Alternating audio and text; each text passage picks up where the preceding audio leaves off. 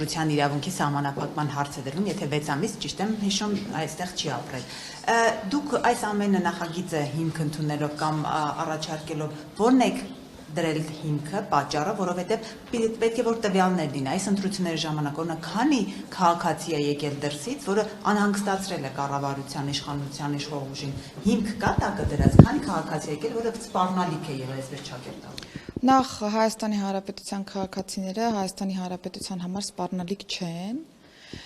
Երկրորդը նախաձեռնությունը պատգամավորական նախաձեռնություն է եւ կառավարությունը առաջարկություն է ներկայացրել նախագծի մասով։ Տրամաբանությունը հետեւյալն է նախագծի, որ ընտրական process-ին ընտրելու իրավունք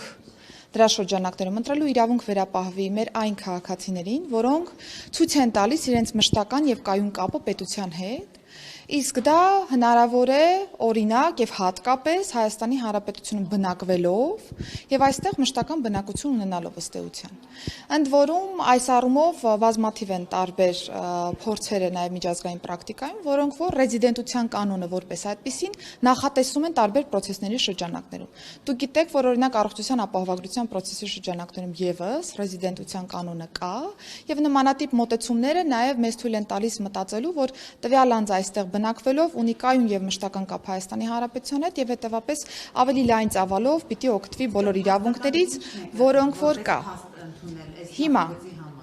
Հիմա պետք է ինչ-որ բանից անհանգստանայի, որ նախագիծ լինել նման։ Նախագիծը կարող է միտված լինել ժողովրդային իշխանության մասով ավելի ճշգրիտ լուծումներ նախատեսելուն եւ պարտադիր չէ, որ ինչ որ մի բանից ինչ որ մեկը անհանգստանա, որպեսզի այս process-ը լինի։ Այս նախագիծը հանրային պահանջի արդյունք է, որովհետեւ մի քանի ամիս շարունակ մեր քաղաքացիները անընդհատ բարձրաձայնել են նաեւ այս հարցը, որ պիտի անդրադարձ կատարվի ընտրական իրավունքին եւ հասկանանք, թե որ քաղաքացիներն են, որոնք որ պիտի մասնակցեն ընտրությանը եւ ես իմ խոսքում էլ նշեցի, որ ժողովուրդը որպես իշխանության կրող եւ անձինք որպես նաեւ ընտրական կորպուսի, այսինքն տվյալ ընտրությանը մասնակից, նրանց ծավալները կարող են տարբերվել, որովհետեւ օրինակ տեղական ինքնակառավարման մարմինների ընտրության ժամանակ դու կարող ես լինել Հայաստանի Հանրապետության քաղաքացի, այսինքն հիմնական մուտքային պայմանը կա, բայց դու կարող ես օրինակ չբավարարել տվյալ տեղական ինքնակառավարման մարմնում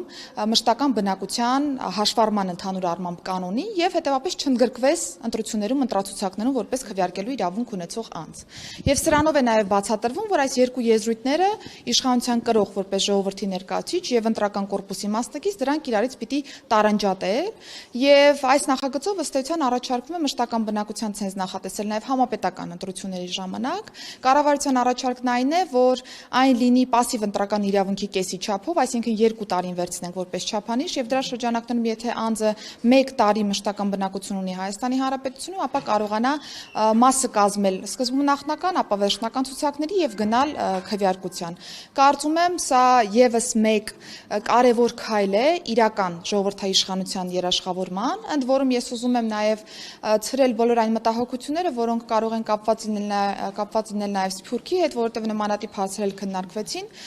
Դու կարող ես օրինակ այս ընտրությունների ժամանակ բավարարել ցենզին մասնակցել, հաջորդ ընտրության ժամանակ օրինակ չբավարարել ցենզին եւ չմասնակցել, այսինքն այն ունի վերականգնող բնույթ որպես այդպիսին եւ յուրաքանչյուր անձ եթե ցանկանում է մշտական եւ կայուն կապ ունենալ Հայաստանի Հանրապետության հետ եւ իրացնել իր այդ քաղաքական իրավունքը կարող է այստեղ բնակվել եւ իրացնել եւ չընտրելը կոնկրետ process-ի շրջանակներում դեռևս չի նշանակում, որ Հայաստանի Հանրապետությունը հրաժարվում է իր այդ քաղաքացուց։ Ընդհանրապես կառուցակարգեր են, որոնք միտված են ընտրական process-ը իրական ժողովրդային իշխանության տրամաբանության մեջ ամրապնդել։ Տիկին նախարար, այսինքն այս նախագիծ ընտրություններից հետո հապճեպերվեց, որպեսզի հանրակրվեին արդեն իսկ ընդունված լինի եւ այդ փոփոխությունները գործվեն։ Հապճեպ չի բերվել, քարոզարշավի ընթացքում բազմաթիվ են եղել դիտարկումները, որ այսպիսի օրենսդրական պահանջը ըստ էության կա, հանրային ակնկալիք կա եւ վարչապետը եւս անդրադարձել է այս թեմային եւ քանի որ քարոզարշավն ավարտվել է, ընտրություններն ավարտվել են,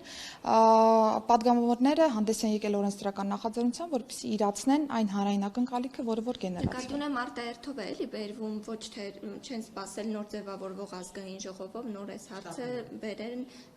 օրակարգ։ Կարծում եմ այդ հարցը падգամավորներին պիտի ուղենք, որովհետև իրենք են նախաձեռնության հեղինակները։ Ես որևէ խնդիր չեմ տեսնում, որ արտահերթով քննարկվում է նախագիծը։ Գործընկերները հասցրել են նաև հանրային քննարկում կազմակերպել նախագծի շուրջ, կան հիմնական մտքեր փոխանակված, տեսակ ֆոնիստի շրջանակներում նաև անդրադարձ եղավ հակասահմանադրականության թեզին վերաբերող հարցերին եւ այսպես շարունակ, այսինքն դեռևս քվեարկությանը չենք հասել, կա կարծիքների փոխանակման հնարավորություն, վստահ եմ, որ արտահերթ նիստի շրջանակներում եւս կլինեն դիտարկումներ եւ եթե падգամավորները նպատակահարմար համարեն այս կամ այն առաջարկի ընդունումը, ապա վերջնական քվեարկությանը կդնեն այդ տարբեր։ Նախ մի ողբերգական դեպքի եմ ուզում անդրադառնալ, ինչ տվյալներ ունի այս պահին ԳՆ-ն, այն Սուրենավանում, որ տեղ ունեցավ 4 հոգի մոխրացել էին մեքենայում։ Բարկասներ կան, ինչի հետևանք է եղել, ինչ կարող եք ասել։ Իհարկե դեռևս փորձաքննության արդյունքներ չունենք եւ վաղ է որևէ վերջնական գնահատական տալ, բայց նախնական տվյալով ուզում եմ ասել, որ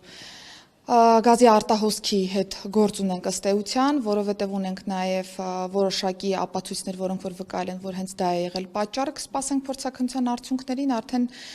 վստահ եզրահանգումների կգանք։ Ամեն դեպքում սպանության հետ գործ չունենք։